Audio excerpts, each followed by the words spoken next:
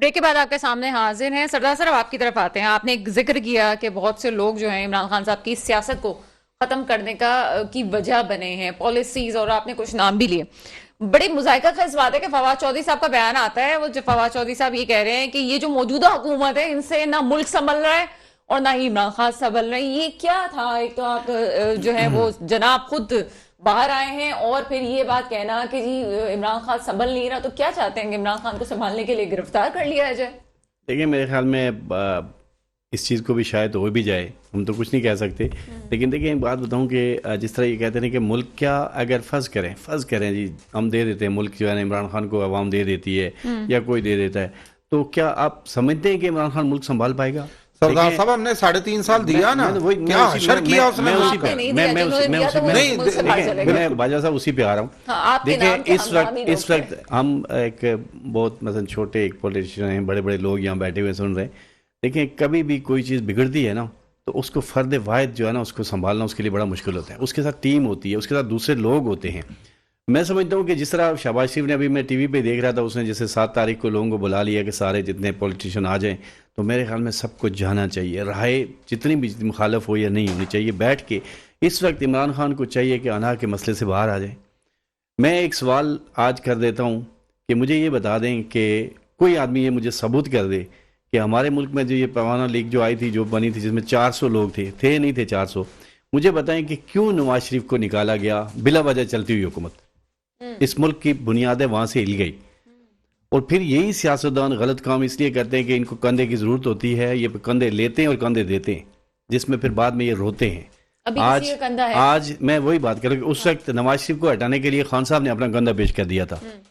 अब बात यह है कि खुली बात है, मैं तो किसी ना इनकी पार्टी में ना उसकी पार्टी में खुली बात कहता हूँ कि इमरान खान को हटाने के लिए ये भी कंधे लेके आ गए। ठीक है, मेरे ख्याल में अब इन कंधों से इनको बाहर आना चाहिए, मुल्क के मुफाद के लिए बैठ जाएं। बैठकर जो भी इलेक्शन का तरीका आता है उसमें इलेक्शन होकर जो भी पार्टी जीत के आती है उसको वेलकम करें, उसका साथ दें। अगर वो गलत काम करे, एहतजाज भी करें, रोडों पे आए, लेकिन कम से कम मुल्क को नुकसान ना पहुंचाएं। जिस तरह से मुल्क को नुकसान पहुंचे, उससे इन सब पार्टियों को इससे बड़ा मुल्क को नुकसान और क्या हो सकता है कि जहनी तौर पे आपने अपाहज कर दिया लोगों को। रात के अंधेरे में जो चीजें सामने आई हैं, देखें, बात यह है, आप सही कह रही हैं। देखें, रात के अंधेरों में तभी आती हैं कि जब अगर रात के अंधेरों में फैसले अपने तौर पर थोड़ी देर पहले कुछ होता है, रात को कुछ हो जाता है। आप मुझे बताएं कि इमरान खान साहब के लिए क्या कोई कानून नहीं है? उनके लिए भी कानून है ना। अगर उनको कोर्ट बुलाए या उनके अंदर कोई गिरफ्तारी के लिए कोई आए, तो वो अपनी गिरफ्तारी क्यों नहीं देते? वो क्या कोई आसमान से उतर के आए हैं? वो नोटिस फाड़ के फेंक। मैं ये देखें, हमें जब तक इस मुल्क के अंदर, चाहे नवाज शरीफ है, चाहे इमरान खान है, चाहे आसिफ जरदारी है, चाहे कोई और दूसरा बड़ा आदमी है, जब तक वो कानून को फॉलो नहीं करेंगे, कानून को नहीं देखेंगे, मैं समझता हूँ वो कभी कामयाब नहीं होंगे। ना वो होंगे, ना उनकी पार्टी कामयाब होगी। जो लोग इमरान खान को, मैंने आपको कहा कि इमरान खान के जो पीटीआई के जिन लोगों ने मेहनत की थी, जिन्होंने पीटीआई बनाई थी, वो आप मुझे बताएं वफाक में, सूबे में कहीं आपको नजर आए? ये पैराशूट से थ्रू जो लोग आए, उन्होंने इमरान खान को आगे चलाया। शहबाज गिल की जो वो जबान होती थी, मुझे अफसोस होता था कि एक आदमी मतलब जो है ना, लेकिन मुझे नहीं लगता था कि कोई भी आदमी इनका शायद यहाँ कराची से या पंजाब से पीटीआई के जो इलेक्शन लड़ा हुआ है ऐसी ज़बान इस्तेमाल कभी भी नहीं करता। तो ये आपका कंक्लूड अगर करूँ मैं आपकी बात को, तो आप ये कहना चाह रहे हैं कि उनके अपने ही हैं जो वाकई माइनस इमरान वाली पॉलिसी बाहर वाले नहीं खेल रहे, उनके अपनों ने किए हैं। जिन्होंने इमरान खान को बनाया उनको उन्होंने हटाया, और वो लोग आ गए सामने जो कहीं किसी और के इशारों पे आए थे या क्यों आए थे। आज मसलन जो जिस तरह वो बाजवा साहब के खिलाफ बातें करते हैं या दूसरों के खिलाफ बातें करते हैं, तो मैं समझता हूँ कोई भी आदमी किसी को लेके आए, या इमरान खान साहब को भी किस तरह लाया गया था वो हमें भी पता है, आपको भी पता है। इसमें कोई छपी बहुत नहीं है अभी कि वो किस तरह से जीत के आए थे या किस तरह वो अगर दूसरों को कहते हैं तो सब इस तरह लोगों की मोहब्बत अभी भी खान साहब के साथ है। और इसलिए मैं मजीद बात करूंगी। देखिए, उसका मतलब ये नहीं कि किसी के साथ मोहब्बतें हैं तो फिर उसको जो है, मैं आपको बात बताऊं, 10 लाख लोग मोहतरमा बेनजीर भुट्टो के साथ भी लाहौर में उतरे थे। 10 लाख लोग जिस वक्त वो पाकिस्तान में उतरी थी, 10 लाख से ज्यादा लोग थे।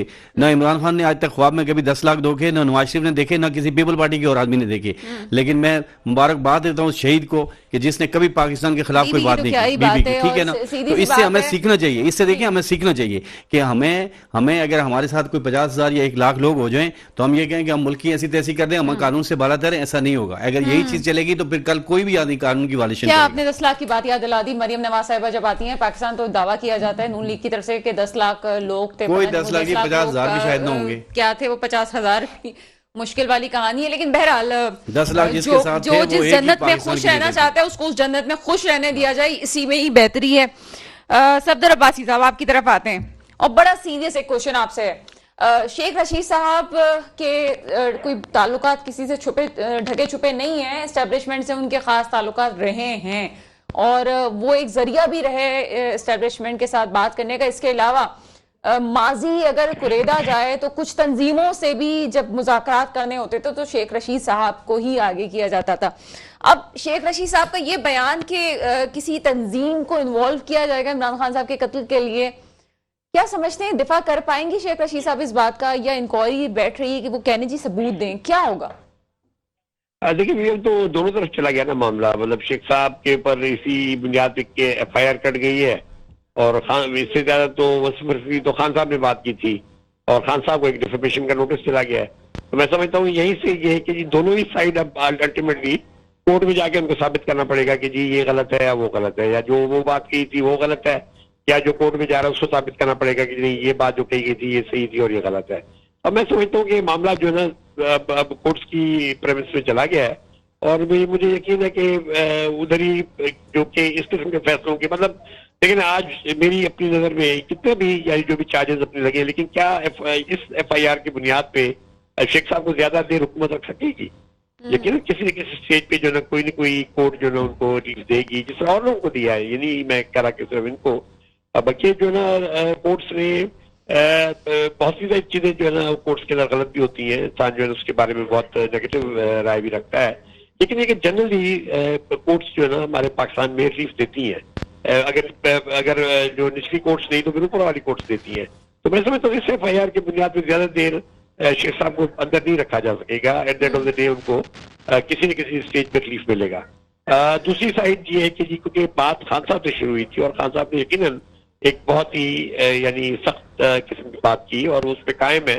उसके नतीजे में उनको एक डिफेमेशन का नोटिस भी मिला है जरदारी साहब उनके वकील फारूक नायक साहब की तरफ से। तो यकीनन जब आप डिफेमेशन का नोटिस देते हैं तो खान साहब भी जो है इस बात के मुस्तर है कि जी नहीं मैं जो बात कह रहा हूँ वो दुरुस्त है और मैं फेस करूंगा इस डिफेमेशन नोटिस को। ठीक है तो सर। मेरी नजर में एक चीज जो है ना यकीनन कोर्ट्स के अंदर जारी है आगे जाके, तो वहां पे ये फैसला होगा कि जी किस हद तक जो है इस केस की बुनियाद पे या शेख साहब को सजा मिल सकती है या इस केस की बुनियाद के ऊपर जो है ना खान साहब जो है कितना लाइबल बन जाते हैं। तो इसके लिए मैं समझता हूँ कि आगे चल के वक्त के साथ पता लगेगा कि ये मामला किस तरफ जा रहे हैं। लेकिन ये यकीन इस बात का मैं जरूर कहूँगा कि एक संगीन इल्जाम है और जरदारी साहब मुझे महसूस हो रहा है कि बहुत जिटरी हो गए और जिस तरीके से वो रिएक्ट कर रहे हैं, मेरी नजर में वो जो उनकी एक मखसूस ट्रेडमार्क है जिसके नतीजे में सब्र से काम लेते हैं और पेशेंस दिखाते हैं। मैं समझता हूँ यहाँ आके मुझे ऐसा महसूस हो रहा है knowing him for a very long time, मुझे महसूस हो रहा है कि वो बहुत बेसब्रे होकर अचानक उन्होंने बहुत बड़े स्टेप्स ले लिए हैं जी, इसको मजीद कंट्रोवर्सी को बढ़ा दिया। सही सही। अच्छा यहाँ पे ये बात क्योंकि पीपल्स पार्टी के कारकुन हमारे साथ मौजूद हैं, बाजवा साहब बड़े सीरियस नोट पे एक क्वेश्चन है आपसे। पीपल्स पार्टी ने भी सिंपैथी का वोट लिया था मोहतरमा की शहादत के बाद, पॉलिटिकल पार्टी सिंपैथी का वोट लेती रही हैं। इस वक्त जो PDM एक हैजान की कैफियत में आप कह लें कि मुब्तला होके ये जो फौरन फैसले कर रही है, आपको नहीं लगता कि ये PTI की मकबूलियत में मजीद इजाफा करेगा? देखें डॉक्टर साहबा, अब मजबूरी है, हमारी मजबूरी है। देखें खान साहब ने जो खलवाड़ खेला था अपने दौर में, जो IMF के साथ किए गए मुआहदे, पाकिस्तान का जितना ख़जाने में रिजर्व पैसा था वो उन्होंने महंगी चीज़ों को सस्ता करके सारा पैसों का ख़ात्मा कर दिया था। 15-15 हज़ार जो इन्होंने बांटे थे बड़े हातम ताई बनकर उस दौर में, जब कोविड के दौर में, वो आज तक हम भुगत रहे हैं। और क्या हुआ कि पाकिस्तान के जितना पैसा रिजर्व पैसे थे हमारे, वो सारे उल्टे सीधे कामों पर ज़ाया कर गए। अब IMF के किए गए मुआहदे सारे इन्होंने तोड़ दिए। अब मुल्क को कैसे चलाएं? ये तो शेख रशीद साहब के बयान रिकॉर्ड पर मौजूद है। वो कहता था कि खान साहब ने बारूदी सुरंगें बिछा दी हैं। सर मैं बाजवा साहब मैं इस वक्त ये पूछना चाह रही हूँ, ठीक है उनके बयान अपनी जगह है और उस पर हमने बहस भी कर ली है कि क्या है अभी जो PDM की गवर्नमेंट में गिरफ्तारियां हो रही हैं, क्या आपको नहीं लगता कि PTI को सिंपैथी का वोट मिल जाएगा? मैं नहीं समझता कि PTI को वोट मिलेगा मजीद। अब देखें पीटीआई को के साथ आज जो कुछ हो रहा है ये मकाफात अमल है। क्या पीटीआई जब इक़्तिदार में थी उन्होंने किसी सहाफ़ी को छोड़ा, किसी सियासतदान को छोड़ा? सब चोर हैं, सब पकड़ लो, सबको मार दो। ये तो खुद खान साहब। अच्छा, मुज़ाकरात के दरवाजे किसने बंद किए? पाकिस्तान पीपल्स पार्टी ने तो नहीं किए, ना पीडीएम में शामिल जमातों ने की। खान साहब ने अपने दौर में किसी ऑपोजिशन जमातों से मिलना पसंद नहीं करते थे, ये रिकॉर्ड की बातें। और वो जो है बादशाह बनाकर अपने बैठ गए थे। और रहा ये कि पीटीआई के लोगों की गिरफ्तारी के बाद इनको हमदर्दी का वोट मिलेगा। मैं नहीं समझता हूँ कि लोगों में बहुत शऊर आ चुका है। कराची में देखे ना इनके साथ क्या हुआ है। जिस पार्टी शऊर आ चुका है, ठीक है, मैं मानती हूं शऊर, लेकिन शऊर को के साथ साथ भी जो फैसिलिटीज होती हैं, जब भूखा होगा इंसान तो उस वक्त वो शऊर को नहीं देखेगा, वो देखेगा मुझे रोटी कितनी सस्ती मिल रही है। इस वक्त किसी भी शख्स को रोटी सस्ती नहीं मिल रही है। अगर पीडीएम के दौरे हुकूमत में रोटी सस्ती मिल रही होती सर तो बिल्कुल पीडीएम की बात भी ठीक थी। सर मैं वापस आपकी तरफ आऊंगी क्योंकि सफदर अब्बासी साहब हमारे साथ फोन पे, तो पहले उनसे बात थोड़ी सी कर ली जाए। सफदर अब्बासी साहब, आपसे भी मैं यही सवाल पूछूंगी कि क्या इस वक्त ये जो कार्रवाइयां हो रही हैं इससे पीटीआई की मकबूलियत में इजाफा नहीं होगा? देखें, लेकिन देखें खासतौर पे खैबर पख्तूनख्वा और पंजाब में मैं कोई पीटीआई का रुकन नहीं हूँ, ना मैं कोई पीटीआई के हवाले से कोई मैं उनकी जमात के साथ हूँ। लेकिन मैं जो एक वैसे सियासी वर्कर के एक लंबी पीरियड गुजरा है मुख्तलिफ सूबों के अंदर, खासतौर पर पंजाब में जो है ना, लेकिन मेरा जो इनपुट आ रही है, जो हमारे दोस्त हैं जो मुख्तलिफ जगहों पे बैठे हैं, वो ये फील करते हैं कि पॉपुलिज्म के लिहाज से इस वक्त खान साहब काफी ज्यादा आगे हैं अपना। देखिए पंजाब के अंदर बेसिकली पाकिस्तान के अंदर जो पॉलिटिकल बैटल होनी है ना, जो इलेक्टोरल बैटल होनी है, वो पंजाब में होनी है, क्योंकि यहाँ 150 सीटें हैं। इन 150 सीटों की बुनियाद से ही फैसला होना है कि किसने जी अल्टीमेटली जो है ना इस मुल्क का वज़ीर आज़म बनना है, या किस जमात ने इस मुल्क के अंदर हुकूमत बनानी है। तो मैं समझता हूँ जो मेरी जो आ रही है उसमें जो फीडबैक आ रही है उसके अंदर जो है ना खान साहब इस वक्त पॉपुलिज्म की लेवल हवाले से काफी बुलंदी पे हैं। और ये यकीन मैं समझता हूँ कि जी शायद वो इस पोजीशन में नहीं है कि वो कोई चीज फोर्स कर सके। मसलन देखिए आज इस पोजीशन में मुझे नजर नहीं आती कि अगर हुकूमत कल को चाहे कि जी उसे इलेक्शन नहीं करानी तो खान साहब अपनी पॉलिटिकल पावर के जरिए जो है ना वो उसको इलेक्शन को फोर्स कर लें। वो हो सकता है मुमकिन ना हो, इलेक्शन अपने टाइम पे हो, या जैसे कि गवर्नमेंट कह रही है कि जी हम इससे भी आगे जाएंगे। जो बातें चल रही हैं, मैं नहीं कहता कि वो कॉन्स्टिट्यूशनली पॉसिबल तो नहीं है ये चीज सारी, लेकिन इसके बाद भी अगर हम ये समझते हैं कि जी अगर ये चीज जो मुझे महसूस हो रही है कि पॉपुलिज्म के लेवल पे तो इसके वो काफी ऊपर है, लेकिन क्या वो इलेक्शन को फोर्स कर सकते हैं, यहाँ आके जो है ना क्वेश्चन मार्क्स भी हैं और एक तजद्दुद की भी फिजा है। और फिर यकीन हम देख रहे हैं कि जी इकोनॉमिक हालात, पाकिस्तान के सिक्योरिटी मैटर्स, पाकिस्तान के कॉन्स्टिट्यूशन मैकेनिज्म, पाकिस्तान की जो सोशल हालात हैं, ये सब चीजें जो है बहुत एक इस वक्त पाकिस्तान यकीन एक टेंस पोजीशन में है। लेकिन ये कि हम एक रेजिडेंट कौम है, पहले भी मुश्किल से निकले, शायद आगे भी हम निकल जाए। लेकिन मेरी नजर में यकीन इस वक्त ऑलरेडी पीटीआई जो है पॉपुलरिटी की लेवल पे ना काफी आगे है। अब उसको पॉपुलरिटी को खत्म करना, कम करना, आई थिंक उसके लिए बहुत बड़ी एक जायंटिक एफर्ट चाहिए होगी जो भी पीटीआई को अपोज करती है जमातें। तो आने वाले दिनों में यकीन मैं ये महसूस कर रहा हूँ कि एज सच इस वक्त जो खासतौर पर पंजाब और केपी में काफी मजबूत पोजीशन नजर आ रही है। बहुत शुक्रिया सफदर अब्बासी साहब, आप हमारे साथ मौजूद थे। सरदार साहब आपकी तरफ आते हैं। सरदार साहब क्या समझते हैं इस वक्त पंजाब की हुकूमत और केपी की हुकूमत दोनों उनके पास थी, खान साहब के पास, दोनों छोड़ दी, लेकिन फिर वो कहते हैं इलेक्शंस करवाएं, और जैसे अभी सफदर अब्बासी साहब ने कहा कि उनकी मकबूलियत बहुत है पंजाब में, 90 दिन में इलेक्शंस होने वाले, क्या प्रेडिक्शन है आपकी, क्या होने जा रहा है? मेरे ख्याल में देखें जी खान साहब की अपनी ठीक है, उनकी पॉपुलरिटी होगी, लेकिन अगर जिस तरह वो कह रहे हैं कि वो 8 सीटों से 10 सीटों से 35 सीटों से खुद ही इलेक्शन लड़ेंगे, तो मेरे ख्याल में फिर उनकी ज़ाहिर बात है वो उनकी पॉपुलरिटी है, वो खुद ही लड़ें। जब उनके लोग इलेक्शन लड़ेंगे तो फिर देखा जाएगा कि कौन किसके मुकाबले में इलेक्शन लड़ रहा है, कौन की। क्यों देखें, ये जो जलसे होते हैं या जो जुलूस होते हैं ये एक अलग चीज़ होती है, जब बड़े इलेक्शन होंगे वो एक अलग फिर मार्का होगा, फिर देखा जाएगा। मैं समझता हूँ कि जब तक मुझे पता है कि मियां नवाज शरीफ भी जब तक पाकिस्तान में वापस पहुँच जाएगा तो फिर जाकर एक मुकाबला होगा, टफ मुकाबला होगा। लेकिन देखें अगर यही रवश, यही चीज़ें रही तो भले पीटीआई की हुकूमत मिल जाए, फिर मुल्क आज अगर इनके यहाँ रोटी 30 रुपए की है तो फिर 60 रुपए की होगी। उस वक्त खान साहब कहेंगे जी वो जैसे पहले कोविड के दौर में ऐलान करते थे सर अच्छा जी अच्छा यूं बोले सर। हाँ बड़े अच्छे, तो वो ये होगा वो होगा। जब तक ये सियासतदान एक जगह नहीं बैठते, इनका कोई लाहे अमल नहीं बनता, इदारे भी इनके साथ बैठे हैं, मैं कहता जुडिशली भी इनके साथ बैठे, ये भी बैठे हैं, कोई एक मैकेनिज्म बना लें कि मुल्क को हम किस तरह लेके चलें आगे। नहीं लग रहा मैं समझता बैठेंगे, क्योंकि नहीं लग बैठने रहा। के लिए ये नहीं बैठेंगे, बाकी तो शायद बैठ जाएं। अच्छा। देखें पीपल पार्टी और नून लीग ने आपस में झगड़े कर करके देख लिया कि उसका कितना नुकसान होता है। देखिए अपनी अपनी सियासत करें, इसमें कोई इशू नहीं है, लेकिन मुल्क के मफाद के लिए हर हाल में बैठना चाहिए। बैठकर उसके लिए जब तक कोई रास्ता नहीं निकालेंगे तो मैं समझता हूँ चोर चोर के नारे लगाने से, इमरान खान साहब 3.5 साल चोर चोर के नारे लगाते रहे, एक बंदे को चोर चोर चोर करते रहे, आज तक उस चोर ने ना कोई चोरी सबूत हुई, ना स्कूप ने कोई चोरी देखी, ना कुछ देखी। आप मुझे ये बताएं कि अगर आप इतने वो थे तो 3.5 साल आप सिर्फ कानून की बालादस्ती करवा देते, कानून ऐसा बनवा जाते कि जिससे कम से कम हर चोर पकड़ा जाता और उसकी चोरी सबूत हो जाती। आप कुछ सिर्फ कर एक नहीं बात पाए। मेरे जहन में गूंज रही है, यकीनन नाजरीन भी सुन रहे होंगे कि कहीं रोटी 60 की ना हो जाए। अवाम को तो सिर्फ रोटी की फिक्र है, बिल्कुल। वो रोटी अगर सस्ती हो जाएगी तो शायद पीडीएम की मकबूलियत और ऊपर हो जाए, लेकिन इस वक्त जो चीजें चल रही हैं मुश्किल। उसमें तो आप यही देख रहे हैं कि इमरान खान साहब की मकबूलियत में मजीद इजाफा होगा, जिस किस्म की इस वक्त गिरफ्तारियां और काम किए जा रहे हैं। एक ब्रेक लेंगे, ब्रेक के बाद हम फौरन बाजवा साहब की तरफ आते हैं। तो सुन ले। ब्रेक के बाद आपके सामने हाजिर हैं और बाजवा साहब काफी देर से खामोश बैठे हैं। बाजवा साहब असेंबलियों की बात कर लेते हैं। असेंबलियां तहलील होती हैं और इमरान खान साहब का बयान सामने आता है कि असेंबलियां तहलील करना बेहतरीन हिकमत अमली थी, हुकूमत बंद गली में आ गई है। ये हुकूमत बंद गली में आई है या पाकिस्तान को किसी गली में बंद करने की कोशिश की गई है?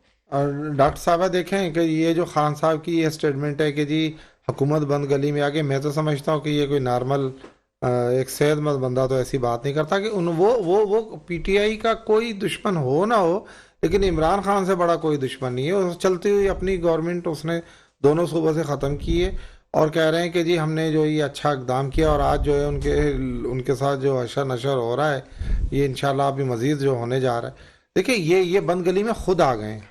क्या होने जा रहा है रज़ाक बाजवा साहब? ये आप लोग क्यों ये बात करते हैं? आप मरियम नवाज साहिबा से लेके आप राना सोनाला साहब को ले लें, आप सईद गनी साहब को ले लें, पीपल्स पार्टी कुछ होने जा रहा है, क्या होने जा रहा है भाई? क्यों?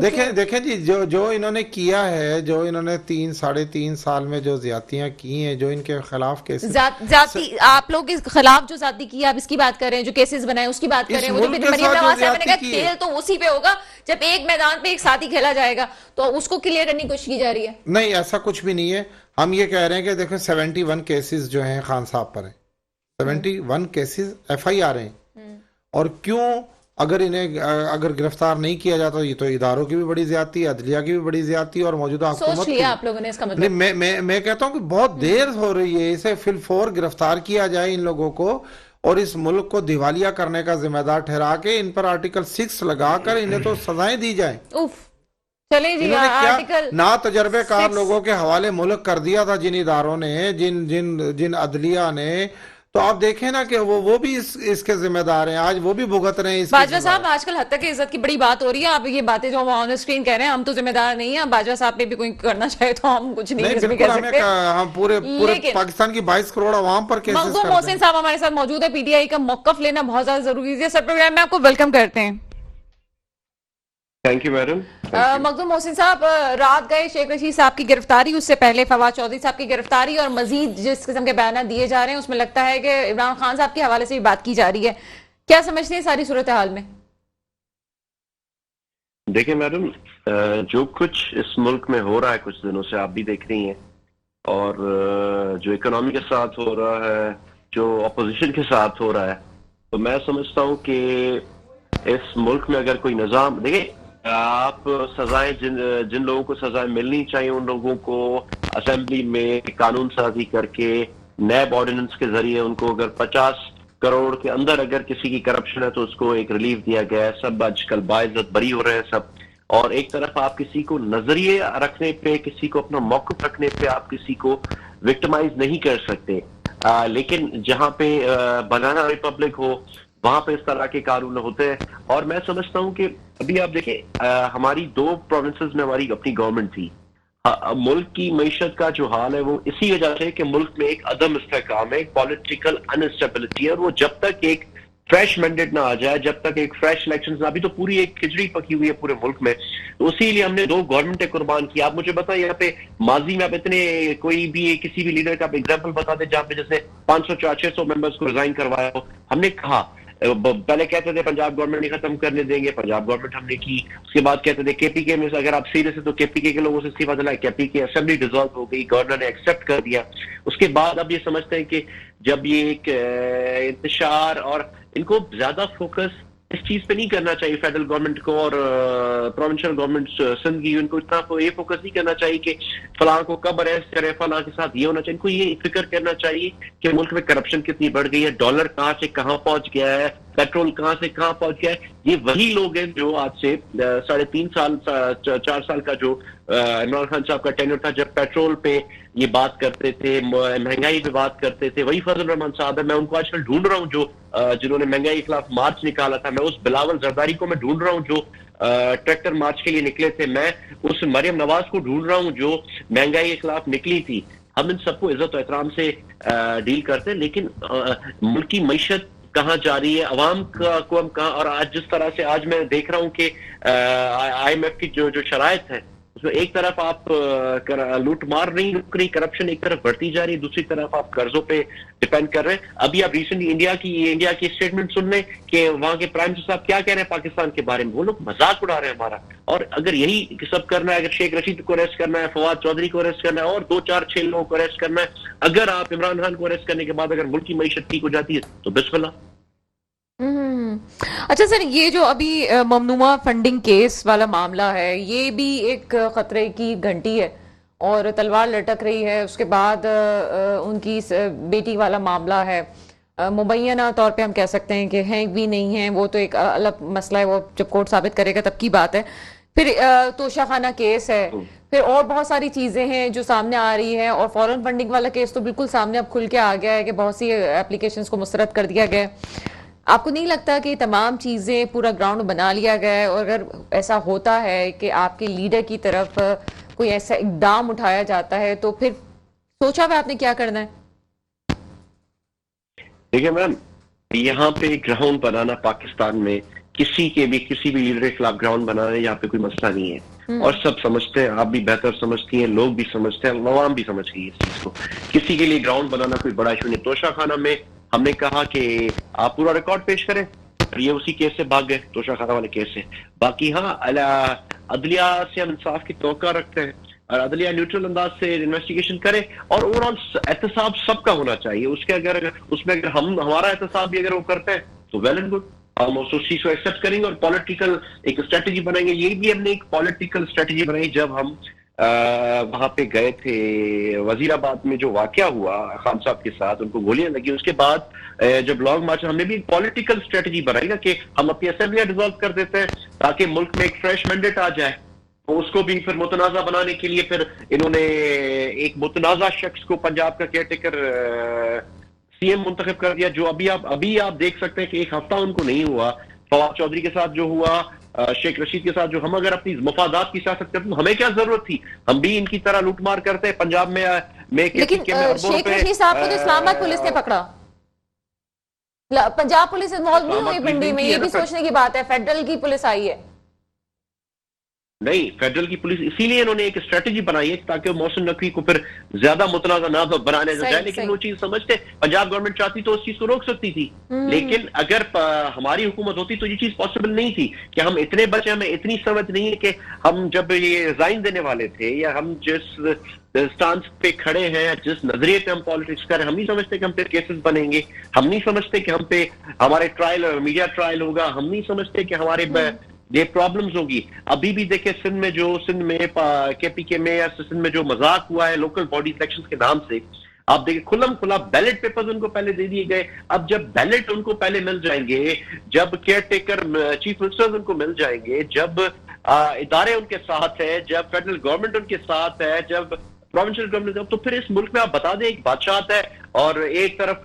अब देखिए दो चीजें हैं मैडम, अगर नटशेल पे चाहे, आपका भी प्रोग्राम का टाइम खत्म हो रहा है, नटशेल में जब दो चीजें, या तो ये मुल्क चलेगा या ये चोर हुक्मरानों की चोरी चलेगी। अब दोनों चीजें एक साथ नहीं चल सकती, जो 10-20 साल से मजाक हो रहा था। अब या तो फिर मुल्क की वो 6-8 महीने में, अल्लाह ना करे, मुल्क उस दोराहे पे खड़ा हो गया है, मुल्क की मईशत उस दोराहे पे खड़ी, या मुल्क चलेगा या ये लोग बचेंगे। अब फैसला आवाम को करना है, फैसला इदारों को करना है, और हम अदलिया से इंसाफ की और न्यूट्रल होने की तरफ। बहुत शुक्रिया, आपका पॉइंट आया और बहुत सी वैलिड बातें भी आपने की।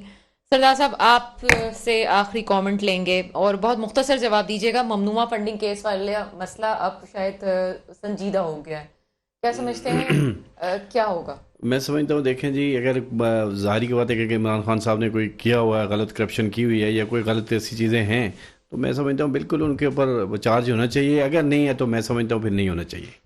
अगर है तो बिल्कुल चार्ज उनके ऊपर होना चाहिए, किसी के ऊपर भी है। कानून से कोई बालातर नहीं है, ना इमरान खान है, ना आसिफ जरदारी है, ना नवाज शरीफ है, ना कोई और है। तो मैं समझता हूँ अगर एक गरीब आदमी के कानून लगता है तो इन पे क्यों ना लगे। मेरे ख्याल में सबसे पहले तो इन पे लगना चाहिए ताकि एक मिसाल मिले पाकिस्तान को। ठीक है सर। रज़ाक बाजवा साहब, लास्ट कमेंट कीजिएगा। मुल्क के हालात के हवाले से खासतौर पे बात की है इन्होंने, क्या कहते हैं इस वक्त के मुल्क के इतने बुरे हालात हैं, फैसला तो करना पड़ेगा। देखिए, मुल्क के हालात वाकई बहुत संजीदा हैं। मुल्क हमारा डिफ़ॉल्टर होने से बचा है बड़ी मुश्किल से। इसमें सारी जमातों को मिल बैठना ही चाहिए, इसमें इसके अलावा कोई हल भी नहीं है। लेकिन इसमें देखें कि इसमें हठधर्मी कौन कर रहा है? तहरीक इंसाफ कर रही है। हम तो, हमारी तो सारी जमातें मिल बैठी हुई हैं और इक़्तिदार में भी हैं और हुकूमत में भी हैं। और हम चाहते हैं कि तहरीक इंसाफ, अगर इसमें कोई ऐसे संजीदा लोग हैं तो वो सामने आए। एक तरफ आप इमरान खान साहब तो संजीदा आए भी, बैठे भी, दूसरी तरफ जो है वो हद तक इज्जत के दावे भी देखिए, उनके बहुत सारे अरकान असेंबली तो हमारे साथ बैठे हुए हैं ऐवान में। की बेहतरी पे करते सर तो माजरत के साथ, तो फिर जो वो सियासतदान है जिनको मंझे हुए सियासतदान कहते हैं, वही कुछ कह लेते, उन लोगों के लिए कह लेते जिनके हवाले से कहा जाता है इनको मुल्क चलाना नहीं आया। तो किसी को तो बड़ा भाई बनना था मुल्क चलाने के लिए, कोई एक ही सबूत दे देता। बहरहाल वही दुआ हमेशा करेंगे और हमेशा मेरे लबों पे रहेगी, मेरे मुल्क पे वो हुक्मरान आए जो वाकई मेरे मुल्क की हिफाजत करें। इसके साथ ही प्रोग्राम का वक्त खत्म होता है, मुझे इजाजत दीजिएगा। खुदा हाफिज।